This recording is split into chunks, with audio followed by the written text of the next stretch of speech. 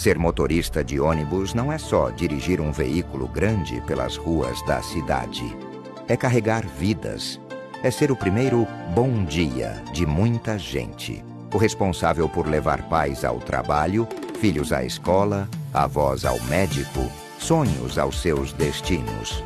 Todo dia você enfrenta o trânsito caótico, o sol quente, a chuva forte, o passageiro apressado, o outro que está cansado e quieto.